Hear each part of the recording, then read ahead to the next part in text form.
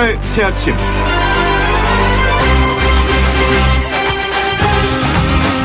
황교안 자유한국당 대표가 긴급 기자간담회를 열고 보수 통합을 제안했습니다. 유승민 의원이 이끄는 변화와 혁신을 위한 비상행동과 우리공화당 등 자유우파를 겨냥한 제안이었으나 유 의원은 사전에 교감이 전혀 없었다고 말했고 홍문종 대표 역시 무슨 의도인지 잘 모르겠다는 반응을 보였습니다. 실제 황교안 대표의 보수 통합 제안은 진정성 측면에서나 내용 측면에서 실현 가능성이 크지 않고 공연불에 그치게 될 가능성이 높다는 평가입니다. 조국 전 장관 사태로 승기를 잡았지만 너무도 일찍 터뜨린 샴페인으로 악화된 여론을 달래기 위해서 꺼내들었던 인재 영입 카드가 실패했고 이를 타개하기 위해 꺼내든 보수 통합이라는 두 번째 카드는 박근혜 전 대통령의 탄핵이라는 뜨거운 감자를 건드리지 않고서는 아무 소용이 없을 것이기 때문입니다. 내용 없는 통합을 외치기보다는 진정한 대한민국의 보수에 대한 개념 정리부터 시작하는 건 어떨까요? YTN 라디오 노영의 출발 새 아침 지금부터 시작합니다.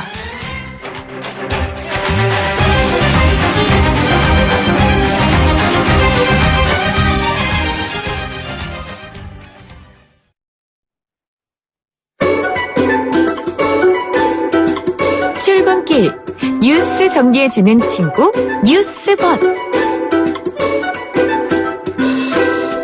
출근길에 뉴스를 정리해주는 뉴스벗. 마냥 달콤하지만은 않고 쓴소리도 잘하는 벗. 이종훈 시사평론가와 함께합니다. 안녕하세요. 네, 안녕하세요.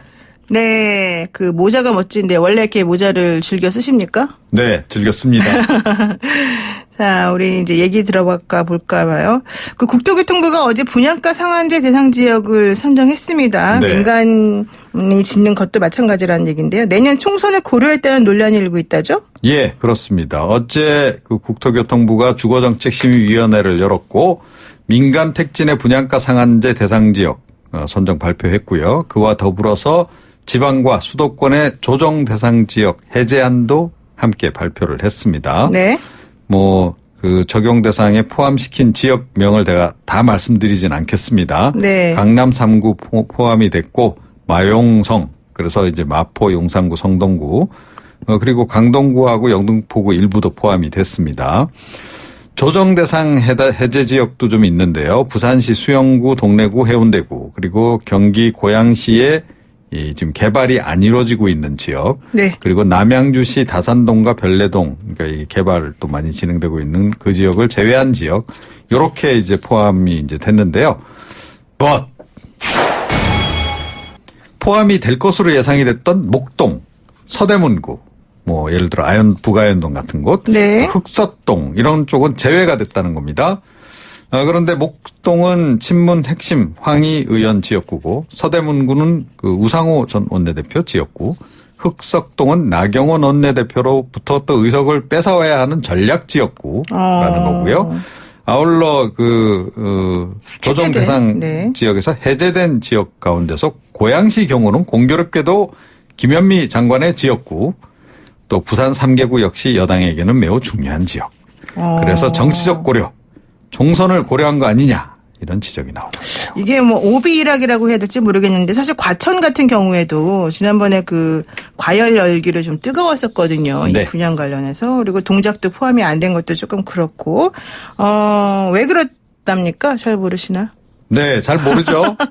네. 제가 여기 주거정책심의위원회 위원으로 들어가질 않았기 때문에 잘 모르겠는데요. 네. 그런데 고양시는 제가 사는 지역이기 때문에 약간 좀 의구심이 들긴 해요. 지난번에 3기 신도시 네, 맞아요. 발표하고 나서 고양시에서 지금 여론이 안 좋았죠. 네, 여당에 김현미 대해서. 장관에 대해서 지금 여론이 굉장히 안 좋아졌거든요. 네네네. 그러게요. 좀 약간 좀 거시기합니다. 네, 거시기하다. 무슨 뜻인지 잘 모르겠지만 어쨌든 거시기하네요. 자, 두 번째 이슈는 뭡니까? 오늘 자사고 외고 일괄 폐지 방안이 발표될 것으로 보입니다. 유은혜 사회부총리 겸 교육부 장관이 아마 1시 반 정도에 발표를 할 것으로 보이는데요. 고교 서열화 해소 및 일반고 역량 강화 방안을 발표를 하는데 지난달 30일에 원래 발표하려고 그랬었죠. 그런데 네. 시도 교육감들이 이 전국 시도 교육감 협의회 정기총회가 있으니 뒤로 미뤄달라라고 요청을 했고 이걸 교육부가 받아들였습니다. 교육감들은 그 정기총회에서 어떻게 결론을 내렸느냐. 일괄 전환은 찬성하나 그 시기를 오히려 앞당겨야 한다. 이렇게 주장을 했습니다. 네. 유 부총리 경우에도 이미 지난달 25일에 교육개혁 관계장관 회의 직후에 뭐 대충 방향성에 대해서 이야기를 했죠. 자사고 외고 국제고를 2025년 고교 학점제 도입과 함께 일괄 일반고로 전환하는 방안을 적극 추진하겠다. 그래서 오늘 발표도 그 범주에서 크게 벗어나지 않을 것이란 관측입니다. But 자사고 지금 어떤가요? 재지정에서 지금 10개 학교를 탈락을 시켰는데 현재 전부 다 행정소송에 들어갔죠. 네, 또 그렇죠. 지방법원들이 이들 자사고가 낸 가처분 인용 신청을 다 수용을 해버렸습니다. 네. 그 결과 지금 모두 자사고 지위를 그대로 유지를 하게 되는 거고 내년도 신입생 또 그대로 선발한다는 거 아니겠습니까? 행정소송도 뭐 한 2년은 걸릴 거다. 그렇죠. 이런 얘기가 또 나와요. 또 소송 결과가 어떻게 나올지도 지금 뭐 예단하기 어렵습니다. 최근에 이 정시 확대 문제까지 더해져서 교육 현장은 그야말로 혼돈의 도가니. 특히 학부모 학생들이 매우 지금 혼란스러워하고 있는 그런 상황입니다. 지금 이렇게 되면은 자사고나 일반고 학부모들이나 학생들 같은 경우는 반발이 매우 크겠습니다. 네, 그 반발도 반발인데 네. 이쪽 학교로 진학을 고려 중이던 그렇죠. 예, 그 뭐 학생과 학부모들 입장에서는 이거 전략을 어떻게 짜야 되지? 이게 고민되지 않을 수 없는 거죠. 그런데 또 얼마 전에 이제 그 특목고 내지는 뭐 자사고가 그 고교 서열화 때문에 좀 문제였다 이런 결과가 나왔기 때문에 이 문제는 또 이렇게 쉽게 넘어갈 것 같지는 않네요. 아, 그리고요 또 세 번째 이슈는 뭡니까? 한미 방위비 분담금 협상 지금 진행 중인데요. 네. 주한미군 철수 문제도 거론되고 있다. 이런 보도가 나와가지고 어제 조금 시끄러웠습니다. 네네. 예, 연말을 시한 지금 현재 진행 중인데 제11차 한미 방위비 분담 특별협정 협상. 이 과정에서 미국 측은 지금 주한미군 이외에 미군이 제공하는 한반도 안보 관련 작전 비용 전체를 부담해라. 네. 뭐 심지어 뭐 인도양에 지금 뭐 미군 파송하는 것까지도 관련해서 비용을 좀 대라. 뭐 이런 얘기까지 하고 있는 거로 전해지고 있고 총액 47억 달러. 그러니까 우리 돈으로 약 한 4조 4천여억 원 정도, 그러니까 5조 4천여억 원 정도 되는 규모인데요. 우리 정부는 여기에 대해서 항목별 소요를 따져서 규모를 정하자. 이렇게 지금 이야기를 하고 있고 네. 미국 정부는 구체적인 산출 근거는 제시하지 않고 총액으로 하자. 이렇게 또 주장하고 있다 그래요. 네. 그래서 우리 정부는 뭐 이 여차할 경우에는 뭐 이 협상을 좀 더 뒤로 연기를 할 생각까지 지금 하고 있는 상황인데요. 네. 그런데 이 과정에서 주한미군 철수 또는 감축까지 고려 중이다라고 하는 이제 보도가 나온 거고 여기에 대해서 외교부가 어제 해명 자료를 내놓았어요.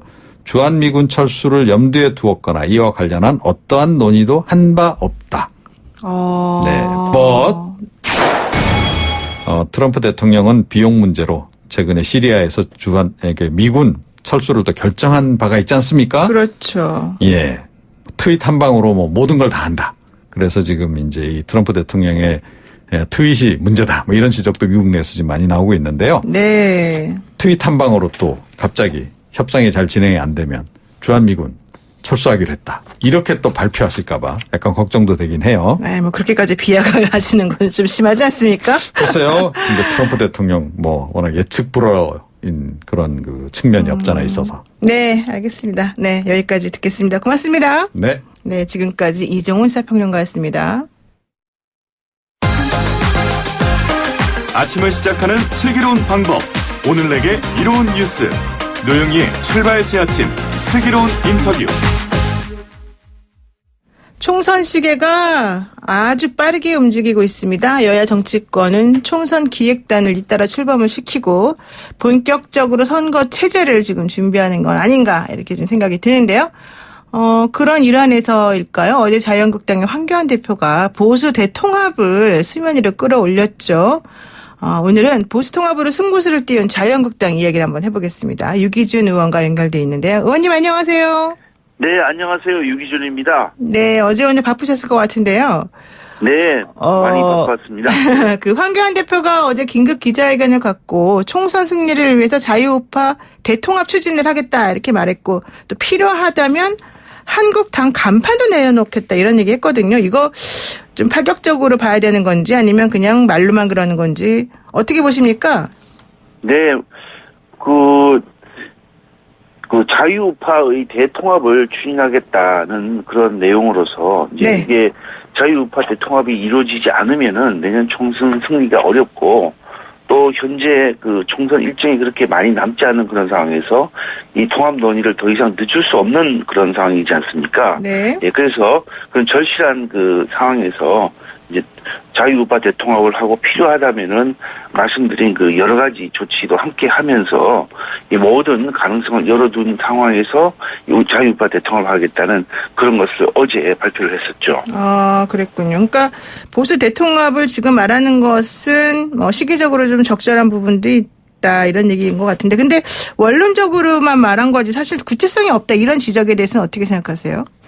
이제 그거는 우리만 이야기하는 게 아니고 네. 그 통합의 대상이거나 상대방이 될 수 있는 다른 그 정파, 다른 정당 소속 그 사람들이 있기 때문에 네. 그 구체적인 방안을 의논도 하지 않고 일방적으로 발표할 수는 없는 것 아니겠습니까? 네, 네. 그러니까 우리는 이런 준비가 되어 있으니까 같이 만나서 의논도 하고 또 필요한 경우에는 어떠한 조치까지 같이 취하겠다는 그런 이야기를 한 것이고, 앞으로는 이제 좀 진행이 어떻게 되는지는 좀 주목을 해주시면 고맙겠습니다. 네. 그런데 그 결과적으로는 이제 유승민 의원도 그렇고 홍문정 우리공화당 대표도 그렇고 구체적으로 우리하고는 뭐 특별히 얘기한 건 없다 이런 약간 반응이었습니다. 그런데 그 부분에 대해서는 사전 교감 같은 건 원래 없었어요?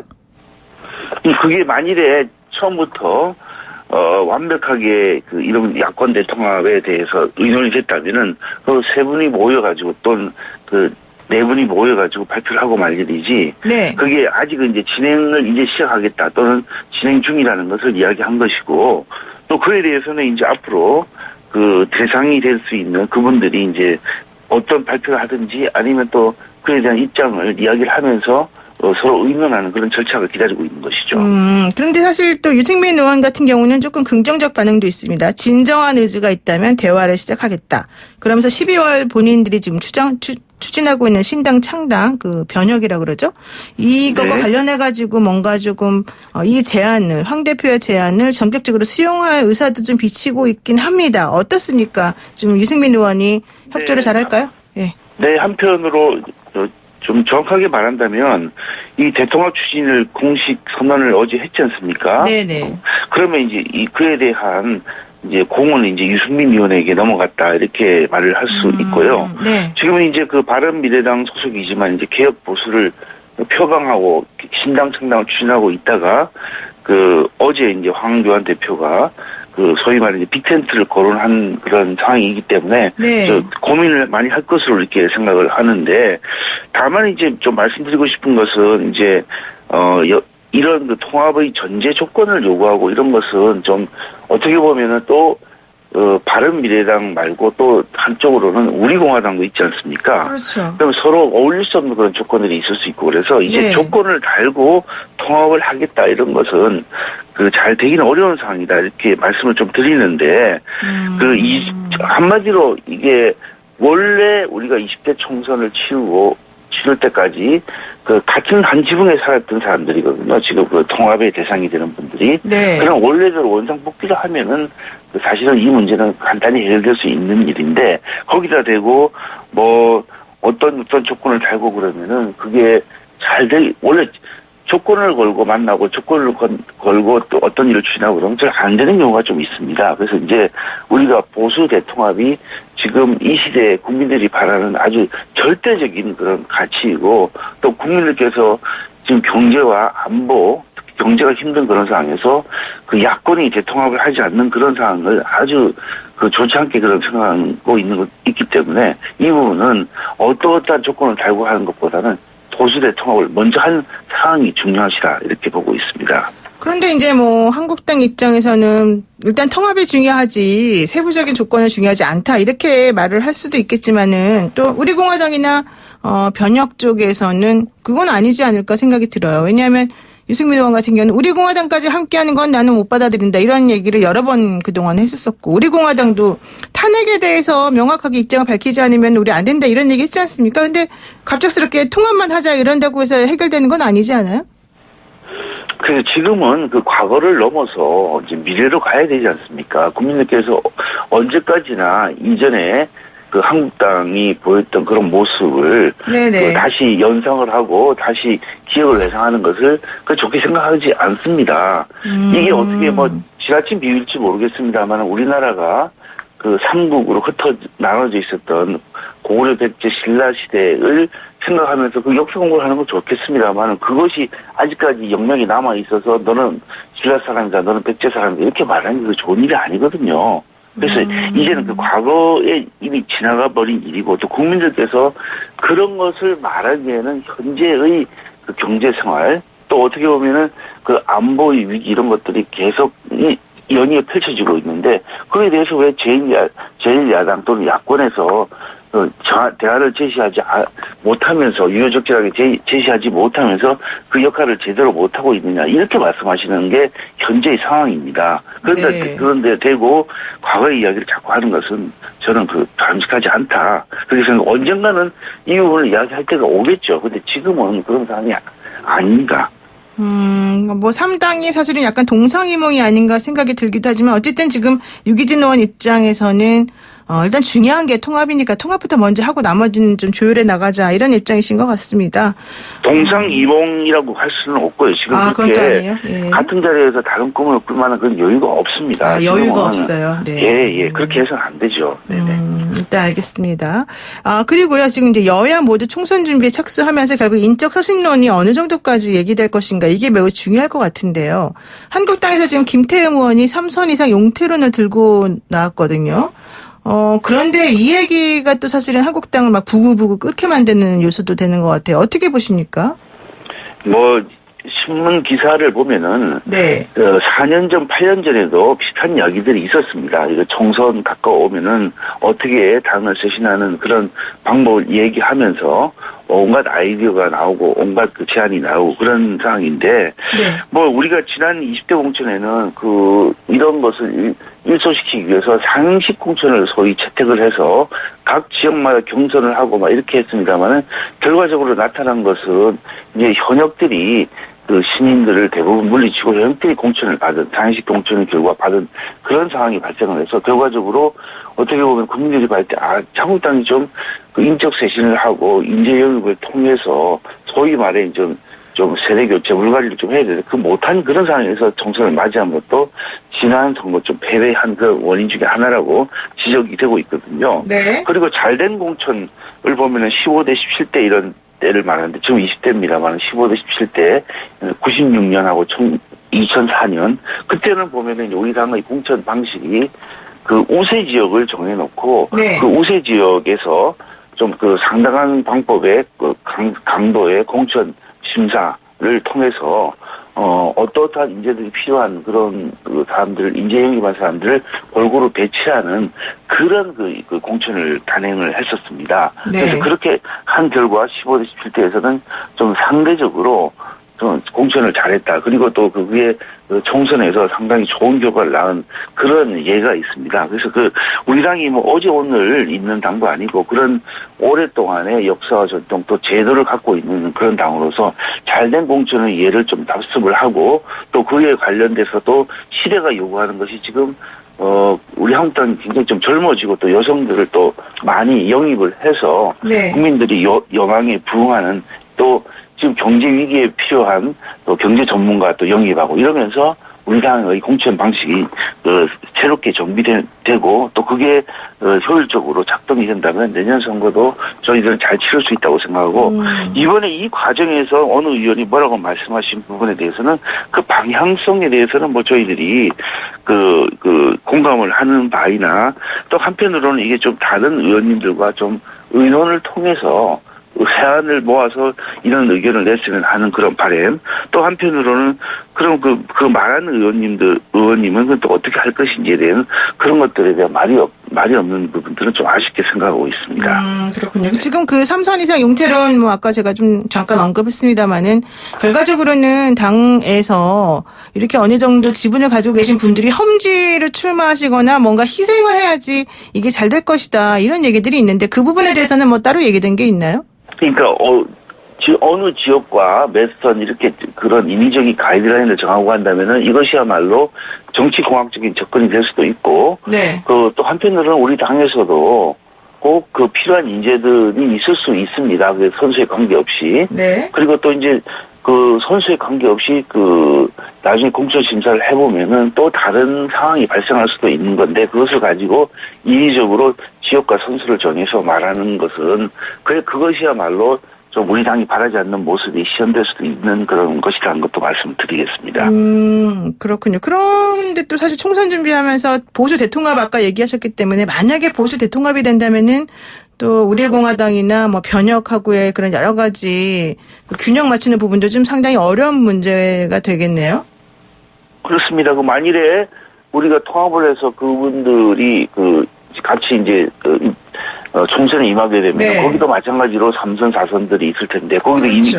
그 기준을 적용한다면 또 마찬가지가 될 텐데 그래서 지금 하는 것은 결국은 이렇게 가이드라인을 미리 정해서 하는 것보다는 통합이 먼저 총선 전에 이루어진다면은 네. 그런 부분들을 다 포함해서 별도의 총선에 관련된 그 가이드라인을 마련해서 적용하는 것이 필요한 것이고 만약에 그것이 안 된 상태에서 총선을 치르게 된다면은 우리가 그동안 가지고 있던 경험과 경륜을 바탕으로 또 그동안 어느 제도가 가장 효율적인지를 좀 살펴보고 그에 대해서 이제 지금은 총선기획단이 출범을 했습니다만은 공천관리위원회 요즘은 이전에 공정심사위원회인데 지금 공천관리위원회로 바뀌었습니다만은 거기서 전국적으로 유사한 또 말 그대로 요즘 공정이 굉장히 중요한데 공정한 공천 기준 자체를 가지고 그런 것을 시행을 한다면은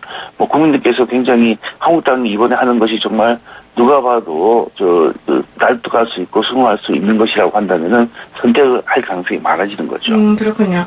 그리고 또 이제 중요한 게 결과적으로 인재 영입 문제인 것 같은데 지금 1차 인재 영입 발표 때문에 좀 논란이 있었었고 2차 인재 영입도 일단은 좀 잠정 연기된 상태 아니겠습니까? 한국당에서는 인재 영입 문제는 어떻게 지금 해야 된다고 보세요? 네, 1차 영입을 과정에 있었던 것을 가지고 좀 말들이 있었습니다만 네. 결과적으로는 우리가 8분을 영입을 했는데 그 중에 서너 분 정도는 이제 경제 분야입니다. 네. 우리가 지금 문정부의 경제정책을 심판할 수 있는 금융정책, 가계부채, 서민금융, 국민연금 등의 전문가들을 영입을 해서 이번 정부의 경제정책을 비판을 하고 그에 대한 대안을 마련하는 곳에 초점을 두었고 또 이제 청년 부분에 대해서 또 한 2분 정도 영입을 했고 또 여성 부분, 여성 유권자 연맹 회장도 영입을 했고 또 언론과 또 요즘 언론 분야에 또 한 분 그리고 이제 요즘 한전이 어떻게 보면 잘 운영이 되고 있었는데 탈원전의 영향인지는 모르겠습니다만은 네. 그거라고 말들을 많이 하는데 한전이 영업 손실도 기록하고 또 주가도 지금 반토막이 나고 있는 그런 상황인데 그러면 이 원전 분야의 전문가도 좀 영입을 해야 된다 그래서 영입을 했고 이게 이제 1차 영입이고요. 2차 영입은 아무래도 이제 국민들이 느끼는 지금 경제의 실감이 너무나 좋지 않기 때문에 경제 분야에 대한 여러 인재들 영입하는 쪽이 아마 주력을 들 것으로 보고 그 과정에서 우리 당이 꼭 필요한 여성과 청년 부분에 대한 인재 영입도 계속해서 할 것으로 그렇게 생각합니다. 알려지기로는 원래 2차 인재 영입은 국가 안보 쪽으로 좀 하겠다 그렇게 알려졌는데 그게 아닌가 보네요. 방향을 아직은 저도 네. 제가 담당하는 사람이 아니기 때문에 네. 그쪽으로 갈 수도 있겠습니다만 현재로서는 제가 듣기로는 경제 분야 쪽을 좀 더 보완을 해서 2차 인재 영입에 방점을 맞추는 것으로 그렇게 들었습니다. 좋습니다.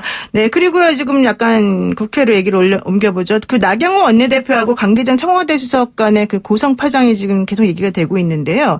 결과적으로는 한국당에서는 예결위 전체회의를 보이콧하는 모양새까지 나왔어요. 이거 어떻게 해결해야 될까요?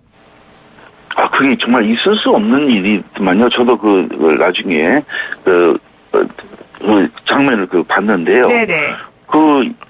야당과 소통하는 게 주된 업무, 또 국회와 소통하는 게 주된 업무인 정무수석이 본인 답변 차례도 아닌데, 네. 야당 원내대표가 질문하고 있는데, 거기 끼어들어가지고, 이제 삿대질하고 화를 낸 그런 상황입니다. 네. 이게 있을 수 없는 일인데, 국정감사가 원래 국회가 주권자인 국민을 대표해서 정부기관의 그동안에 잘했는지 잘못한지를 공과를 그렇게 살펴보는 그런 자리인데 그 자리에서 이렇게 몰상식한 그런 행동을 한 것을 보면은 지금 청와대가 국회와 국민을 얼마나 이제 무시하고 우습게 보는지를 알 수 있는 것인데 자기 편은 위법이나 편법을 저지르도 무조건 옳다.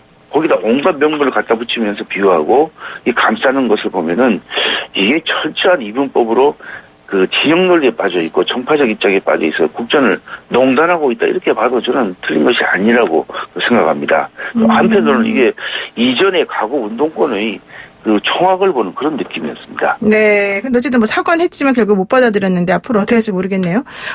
그리고요. 그 나경원 원내대표 임기가 얼마 안 남았지 않습니까? 12월 10일인데요. 어떻게 됩니까? 네. 새 원내대표를 선출하는 건가요?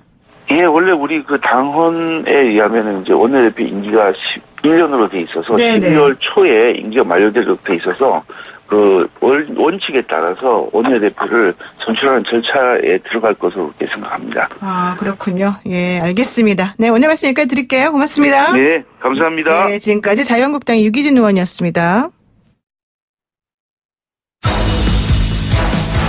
친절한 시사, 시원한 통찰, 노영희의 출발 새 아침, 슬기로운 인터뷰.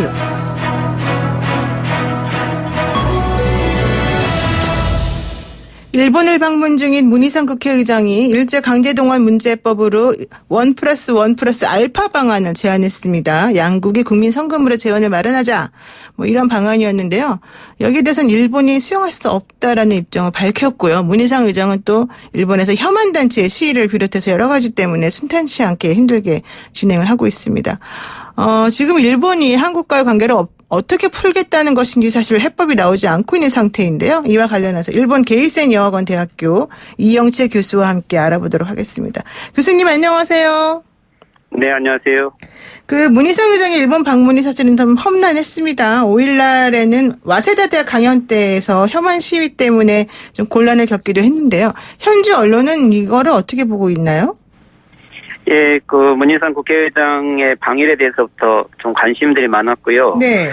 뭐 특히 전 일왕에 대한 사죄 발언에 대해서 좀 문 의장이 유감 표명을 했기 때문에 뭐 일본 국민들이나 미디어들이 좀 관심은 많은데 우익들은 오히려 문 의장의 새로운 제안들이 혹시 한일 간에 타협을 만들지 않을까 해서 좀 많이 경계하고 또 아주 반발을 하고 있고요.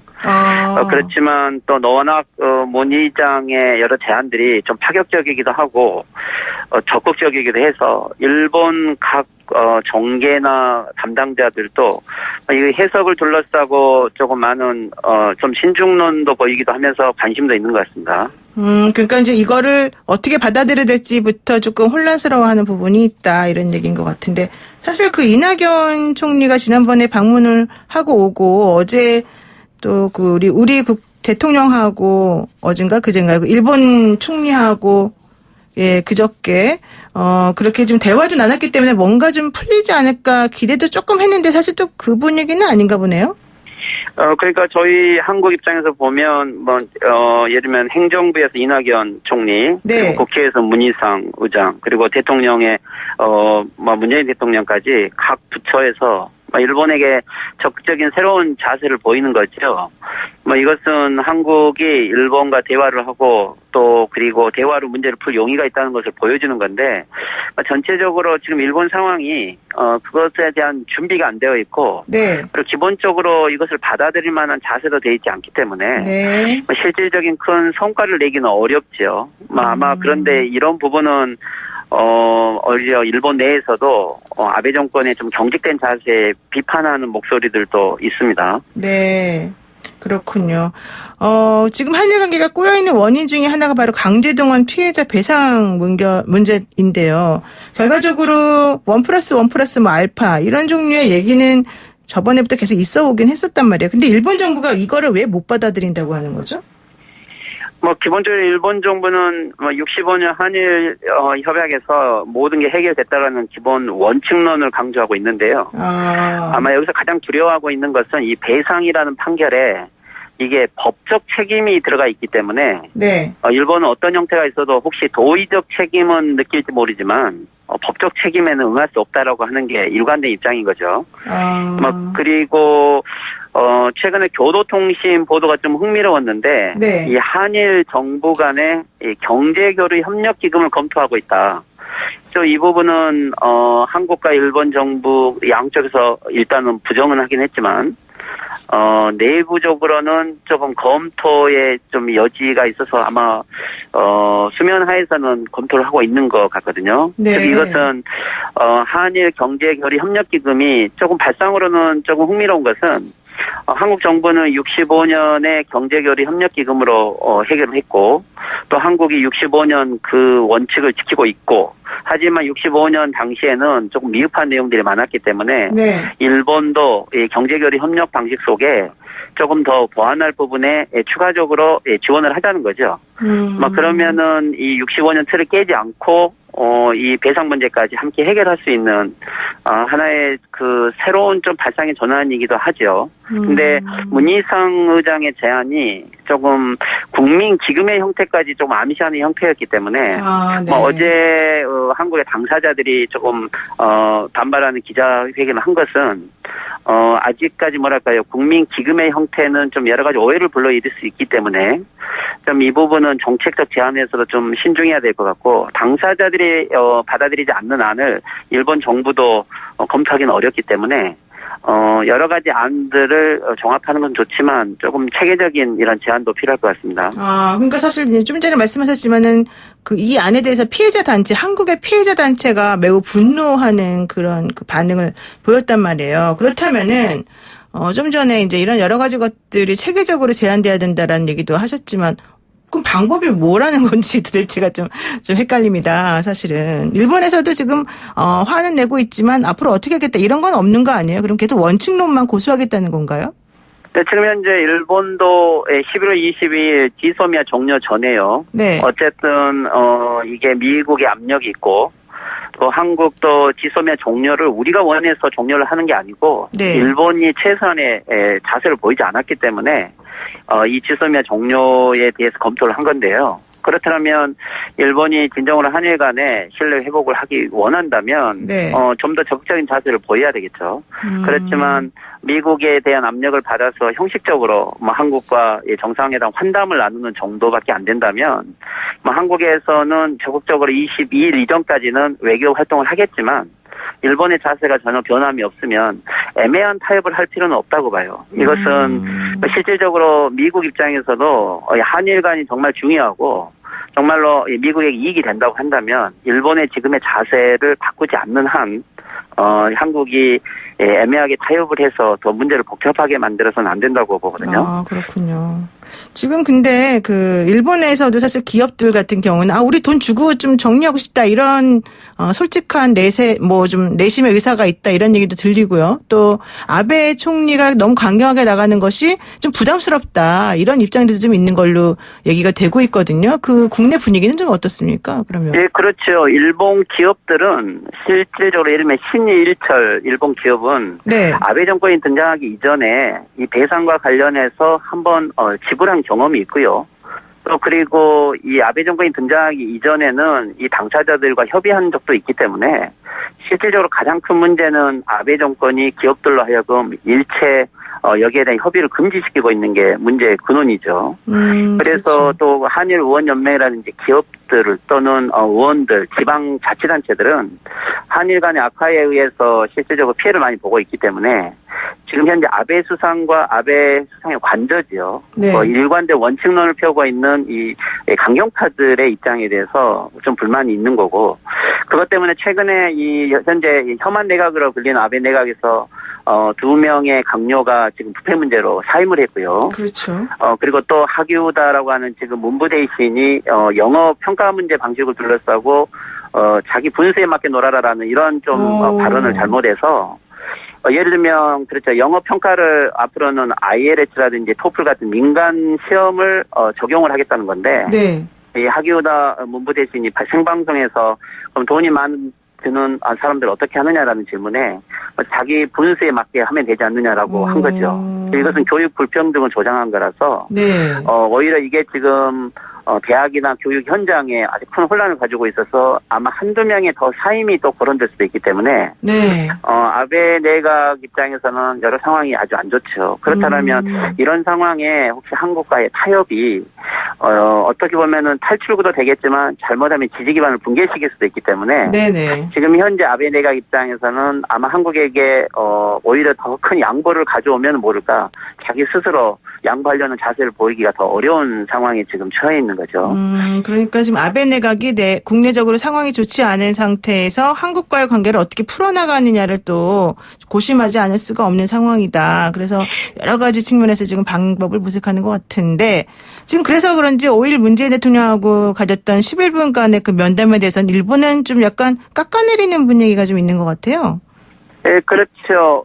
어떻게 보면은 지금 아베 내각 자체가 준비가 되어 있지 않고 네. 정권 운영에 체계성이 없기 때문에 헌법 개정을 위한 목표밖에 없는 거죠. 네, 네. 거기에 한국과의 관계가 이익이 되느냐 불이익이 되느냐는 계산을 하고 있기 때문에 네. 실질적으로 여기에 지금 한국이 적극적으로 제안한 안들이 그렇게 구체적으로 검토되기는 어려울 것 같고요. 네. 그래서 이 문재인 대통령하고 만났을 때 아베 수상은 만나지 않을 수 없는 상황임에도 불구하고 오히려 체면을 세우고 명분을 중요시 여기면서 오히려 원칙을 강조했다라는 입장으로 이야기를 하는데 이것은 좀 지금까지 일본 외교하고 다른 게 일본 외교는 실리를 추구하는 외교였고 명분을 그렇게 중요시 않았는데 네. 아베 내각은 이데올로기와 명분을 중요시하면서 일본의 국익을 많이 손해해온 이러한 외교를 지금 계속 하고 있는 거죠. 네. 그래서 그런지 어쨌든 우리도 사실 지소미아 종료 관련해서 원칙을 얘기했습니다만은 또 조금 미묘하게 좀 지소미아 종료 관련해서는 여유를 가지고 좀 융통성 있게 행동할 수 있다라는 취지를 조금 내비치기도 했습니다. 그러다 보면은 결과론적으로는 조금의 변수는 좀 생겼다 이렇게 볼 수 있는 건가요? 네, 그렇죠. 지소미아 종료는 물론 미국의 요구도 있기 때문에 네. 한국 입장에서는 최대한 일본에게 적극적으로 협의를 할 자세를 보일 필요가 있고요. 네. 이것은 미국의 압력 때문이 아니고 한국 입장에서는 다시 일본에게 언제든지 신뢰가 회복되면 지소미아 연장을 할 수 있다는 입장이기 때문에 네. 지금 각 부처에서 적극적으로 제안하는 것들은 한국으로서는 어른스러운 외교라고 보이고요. 네. 하지만 일본은 이것이 지금 미국에 의존을 해서 한국에게 압력을 가하겠다는 건데 그렇죠. 그렇죠. 혹시 미국에 의존해서 한국이 지소미아 종료를 연장하더라도 네, 네. 이 일본은 미국에 대한 또 거기에 대한 지불을 아주 크게 해야 되는 거죠. 네, 그렇습니다. 네, 그래서 오늘 보이지 않는 부분에 손해를 많이 보고 있는 거죠. 네, 그렇습니다. 한국은 어른스러운 외교를 하고 있다. 이 말이 참 와닿습니다. 네, 오늘 말씀 여기까지 듣겠습니다. 고맙습니다. 네, 수고하십시오. 네, 지금까지 일본 게이센 여학원 대학교 이영채 교수와 함께했습니다. 네, 1798 애청자님께서요. 진정한 사과와 반성이 중요한데 이웃나라 일본은 왜 그럴까요? 너무 힘들어요. 이렇게 보내주셨습니다. 8시 뉴스 들으시고요. 전 8시 10분에 돌아오겠습니다.